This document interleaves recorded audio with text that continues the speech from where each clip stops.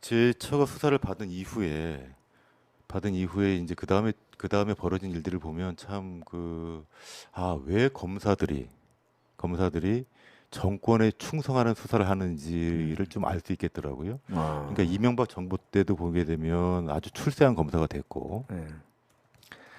그 이후에 보게 되면 특검으로 임명이 되고,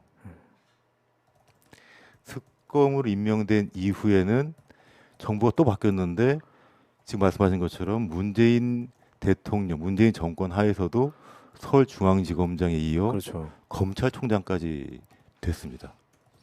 또 그걸 바탕으로 지금 대통령까지 됐고요. 서울중앙지검장으로 임명할 때도 저는 네. 어, 큰일 났다 생각했어요. 큰일 났다. 음, 큰일 났다. 이게 국가가 부여한 권한을 자신의 욕망의 도구로 한번 썼고, 음, 그것으로 자신의 지위를 한껏 높였던 사람이 음. 더 큰 권한을 가지면 어떤 일을 그렇죠, 하겠습니까? 그렇죠. 예. 그게 분명한 네. 사실이거든요. 그런데 그분을 서울중앙지검장으로 임명을 하고 검찰총장으로 임명을 했습니다.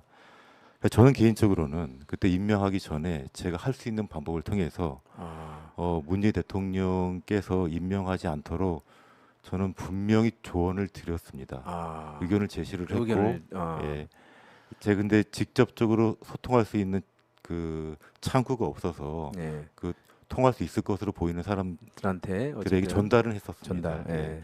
제가 그때 쓴 표현은 어, 재앙의 씨앗이 될 것이다. 아, 재앙의 씨앗이 될 것이다. 예.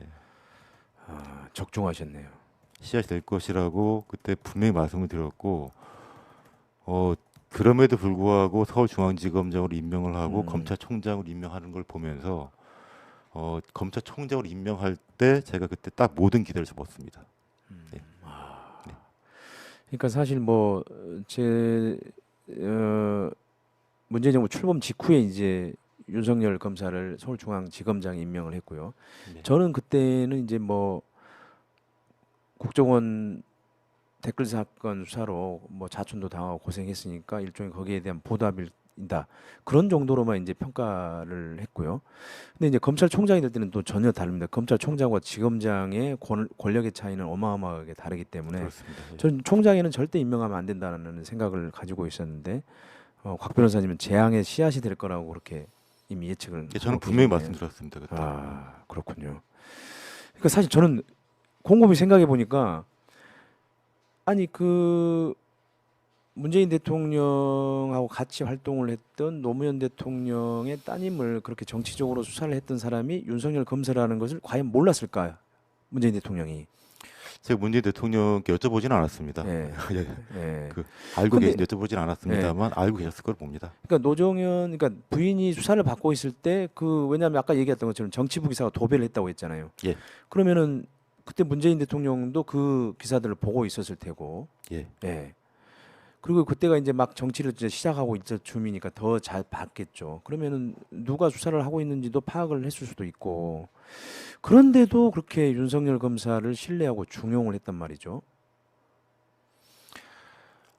저도 왜 그랬을까라고 저도 좀 의문을 갖고 예. 있는데요. 예.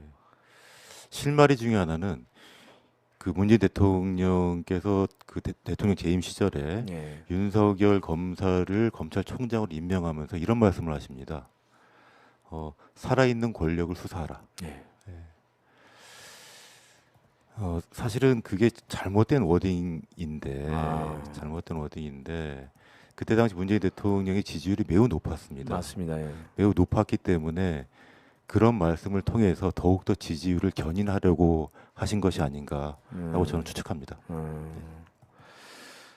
근데 아무튼 결국은 그 이른바 살아있는 권력 수사를 살권수라고 우리가 약칭해서 얘기하는데 그 살권수의 조언이 결국 본인한테 돌아온 셈이에요. 뭐 조국 전 장관들을 통해서. 예. 아직 문재인 대통령에 대한 수사가 개시되지는 예, 않았죠. 물론 예, 본인에 근데 대한 수사는 개시되지 않았지만 사실 주변 문재인 정권 사람들에 대한 수사가 지금도 진행되고 있고, 예, 그래서 제가 지금 말씀드리는 것이 지금 제처에 대한 그 수사가 어, 그때가 2012년 2월부터 개시가 됐고 그해 국회의원 선거가 4월에 있었다는 거지 않습니까? 네. 지금 2024년 4월에 또 선거가 있습니다. 그렇죠. 이제 그래서 이제 곧 다시 그 습성 그러니까 네. 선거를 앞두고 그 전직 권력자들의 뒤를 캐는 수사를 개시하는 습성이 또 발휘될지도 모르겠습니다. 네. 그러니까 이미 발휘됐습니다. 왜냐하면 문재인 정부에서 통계 관련 조작을 했다라는 예, 예, 의혹이 예. 이미 그 전에 처리가 됐었는데 다시 예, 그거를 다시 예. 그 재기 수사 명령을 해서 지금 다시 수사를 벌이고 있지 않습니까? 그렇죠. 사실 예. 그러니까는 이게 완전 데자뷰입니다. 2012년에 그렇게 당하신 거하고 비슷하게 지금 12년 만에 다시 그 데자뷰처럼 벌어지고 있는 그렇죠. 거죠. 그리고 또 얼마 전에 기사를 보니까 또 문재인 대통령의 전 네, 사위가 또 그렇죠. 수사 대상이 된 것으로 이상직 예. 전 의원하고 예, 예. 관련된 그 예. 취업건으로